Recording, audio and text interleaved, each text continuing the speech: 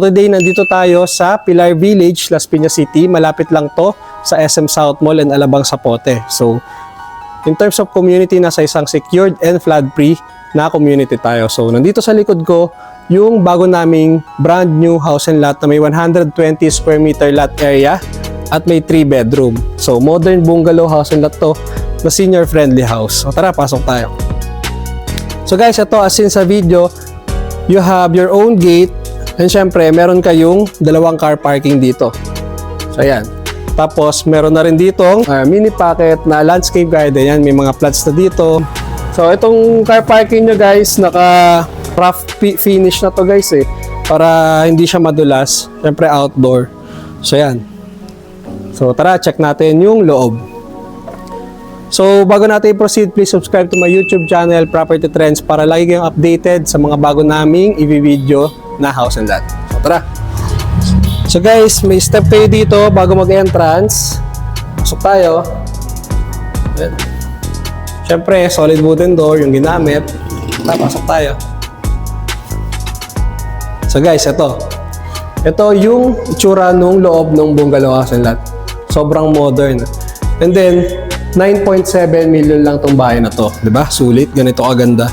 So, guys, ito. Ang ganda ng tiles na ginamit. And yung media wall nyo dito, ang ganda, may mga accent na ng fluted panel. Tapos ayan, pwede kayo maglagay ng TV dito, tapos sofa. Tapos dito guys, ito yung favorite ko dito na highlight, meron kayo ditong lanay. So guys, ang ganda nito pag morning, gusto nyo mag-coffee. Meron kayong space dito para mag-relax, mag-coffee, kasama yung mga mahal nyo sa buhay.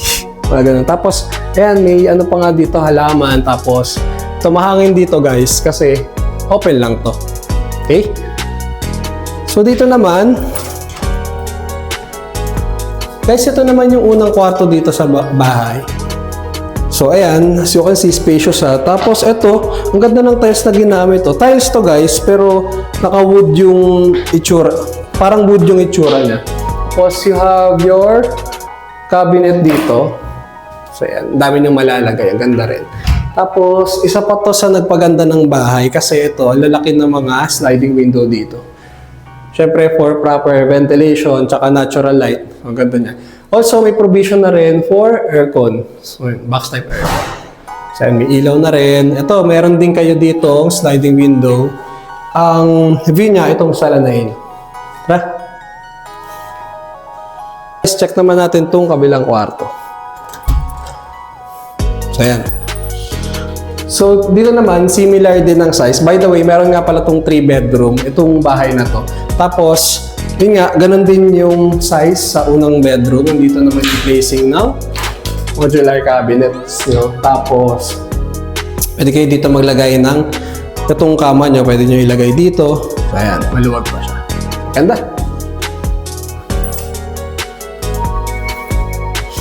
Tapos guys, ito naman yung dining area nyo. So sa dining area, pwede kayo maglagay dito ng siguro mga 4 to 6 seater dining set. Pwede siya dito. Tapos dito naman, meron pa kayong breakfast nook. Oh, ang ganda. Tapos meron na ring mga upuan. So yan, kung breakfast kayo, dito pwede dito. So ito yung formal kitchen nyo guys.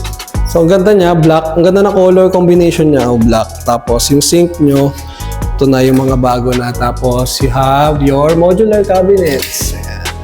Ang ganda na kulay. So, ayan. So, nilagyan na rin ng owner na to.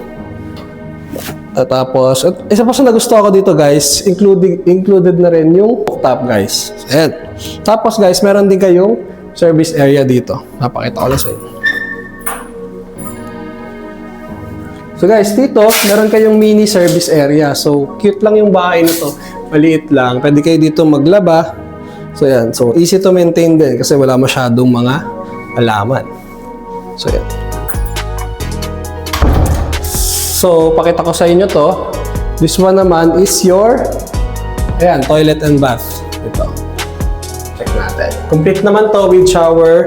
Ayan, bidet, toilet, tas sink. So, yan. Okay siya. Sarado natin. Also, I'd like to highlight din yung tiles, no? Separate yung kulay ng tiles dito sa ano, no? Sa living dining, tapos dito sa kitchen. Kung makikita nyo sa video. Parang medyo dark na siya, na rough. So, hindi siya madulas. Pero siguro dito yung placing ng ano nyo, no? Ng ref. Pwede siya dito. So, yun. So, guys, last na lang, maliit lang naman yung bahay na to. Ito yung master's bedroom. So, but before we proceed, please subscribe again to my YouTube channel, Property Trends, para lagi kayong updated sa mga bagong bahay namin na re-release. Kung gusto nyo makita to in personal, please contact me sa mga number flashing the screen. So, tara. Check natin. So, yun. This one is your master's bedroom. Malaki rin siya, oh. Tapat siya ng kitchen area, ta service area. Tapos, ang ganda ng...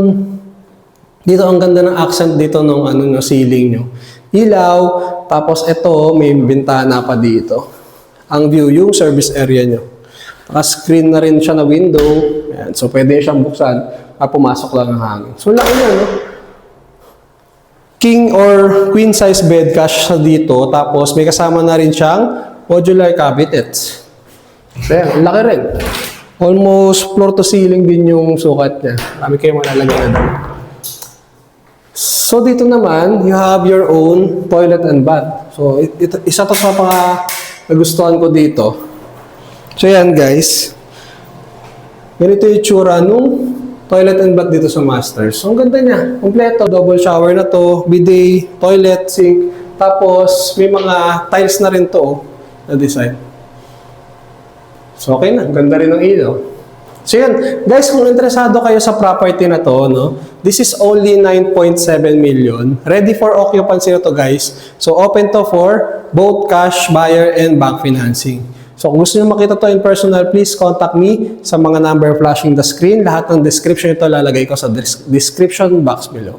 So, yun lang. See you on the next video.